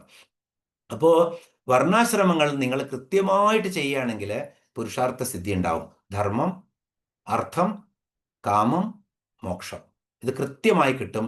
ഇതിനാണ് ധർമ്മം. എന്ത് വർണ്ണത്തിലാണോ നിങ്ങൾ, ആ വർണ്ണം, ഇപ്പോൾ നമ്മൾ സ്വീപ്പറായിട്ട് മാത്രം വേറെ ഒന്നും പഠിച്ചില്ല, അത് മാത്രമേ ഉള്ളെങ്കിൽ വൃത്തിയായിട്ട് സ്വീപ്പ് ചെയ്യൂ. അതിനകത്ത് നിങ്ങൾ ഷൈൻ ചെയ്ത് കഴിഞ്ഞാൽ നിങ്ങളെ ഇഷ്ടം പോലെ ആളുകൾ മാനിക്കും. അയാളെ പോലത്തെ ഒരു സ്വീപ്പർ ഇല്ല എന്ന് പറയും. അതുപോലെയാണ്. അപ്പോൾ എന്ത് ചെയ്യുകയാണെങ്കിലും നിഷ്ഠയോടുകൂടി ആശ്രമം അടിച്ചു തുടച്ചിരുന്നു മുനിമാരെ സേവിക്കാൻ വേണ്ടിയിട്ട്. അവിടുന്ന് എവിടെ എത്തി? ഹേമ എവിടെ എത്തി? അപ്പോൾ ഇതെല്ലാം മോക്ഷസിദ്ധി ശരിക്കും കിട്ടിയവരാണ് ഇവരൊക്കെ, ഹേമയും ശബരിയും ഒക്കെ. അപ്പോൾ ഈ ജാതി വ്യവസ്ഥ എന്ന് പറഞ്ഞ ഒരാളെയും തരം താഴ്ത്താതെ സനാതന ധർമ്മത്തിൽ ഇങ്ങനെ ഒരു സിസ്റ്റമേ ഇല്ല. വർണ്ണവും ആശ്രമവും മാത്രമേ ഉള്ളൂ. ആശ്രമവും വർണ്ണവും എന്തിനാണ്? പുരുഷാർത്ഥ സിദ്ധിക്കുള്ളതാണ്. ധർമ്മം, അർത്ഥം, കാമം, മോക്ഷം. ആദ്യത്തെ ബ്രഹ്മചര്യത്തിൻ്റെ സമയത്ത് നമ്മൾ ധർമ്മമെല്ലാം പഠിക്കുന്നു. അത് കഴിഞ്ഞ് അർത്ഥം സമ്പാദിക്കാൻ നമ്മൾ ഈ ഗാർഹസ്ഥ്യം വിനിയോഗിക്കുന്നു. അതുപോലെ തന്നെ ഈ ലോകത്ത് നമുക്ക് നമ്മളുടെ പുത്രന്മാരും ഒക്കെ ഉണ്ടാവുന്നതിന്. അത് കഴിഞ്ഞ് കാമം, നമ്മളുടെ എല്ലാ ആഗ്രഹങ്ങളും അങ്ങനെ നമ്മൾ സാധിക്കുന്നു. അത് കഴിഞ്ഞ് നമ്മൾ മോക്ഷത്തിലേക്ക് പോകുന്നു. അതാണ്. അപ്പോൾ കാമപൂർത്തി വരുമ്പോഴാണ് നമ്മൾ വാനപ്രസ്ഥത്തിലേക്ക് പ്രവേശിക്കുന്നത്. അത് കഴിഞ്ഞ് മോക്ഷത്തിലേക്ക് സന്യാസം എന്ന് പറഞ്ഞാൽ വീട് വിട്ടു പോകേണ്ട ആവശ്യമൊന്നുമില്ല. ആ ദൈവത്തിൽ മാത്രം നമ്മളെല്ലാം ചുരുങ്ങി നമ്മൾ ഭഗവാനിൽ മാത്രം സെൽഫ് റിയലൈസേഷൻ എന്നുള്ള ടെക്നിക്കിലേക്ക് പോകുന്നതാണ്. അപ്പോൾ സദാ പരിശ്രമം എന്നാണ് ആശ്രമം എന്നുള്ളതിൻ്റെ അർത്ഥം. അപ്പോൾ ഈശ്വരപ്രാപ്തിക്ക് എന്താണ് വേണ്ടത്? മോക്ഷം. അതിനു വേണ്ടിയിട്ട് സദാ പരിശ്രമിക്കുന്നതാണ് ആശ്രമം. അതുകൊണ്ട് വർണ്ണവും ആശ്രമവും വർണ്ണാശ്രമ വിധായിനി. എത്ര പറഞ്ഞാലും തീരാത്ത നാമമാണ്. വളരെ ഓടിച്ച് സ്പീഡിൽ പറഞ്ഞു ഞാനിത്. പക്ഷെ മനസ്സിലാക്കേണ്ടതാണ്. ദേവിയുടെ ഈ നാമം പറഞ്ഞ് ഇന്ന് നമുക്ക് നിർത്താം. എല്ലാവർക്കും ഒരിക്കൽ കൂടി എൻ്റെ നന്ദി. ഓം സഹനാവതു സഹനോ ഭുനക്തു സഹ വീര്യം ഗ്രവാവഹൈ തേജസ്വിനാവധീനമസ്തു മാ